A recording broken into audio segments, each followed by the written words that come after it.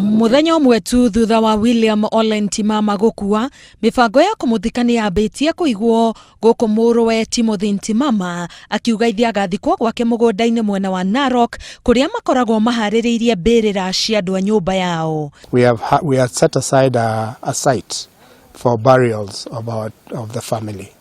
And there is already an existing site that has been set aside, and that is exactly where he's going to be, next to other members of the family who had passed earlier.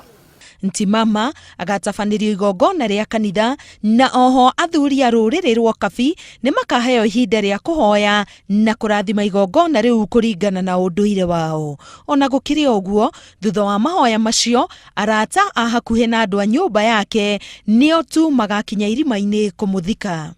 The location of the funeral will be here at his Narok home, but the actual event might not take place at the home.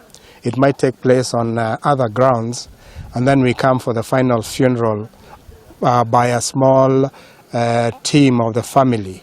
Ona gutuika muthenya wa kumuthika ndugwetetwo, family ino ni itanyite gukarehe hamwe atongoria matiganite, umwe wao ari President Uhuru Kenyatta. I believe the president and other dignitaries are going to be consulted before we can make a final decision on when the funeral will be.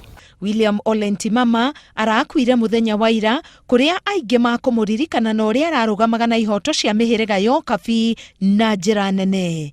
Ngiribotera Inooro TV, Getwo Karo Kinyugo Mwaura.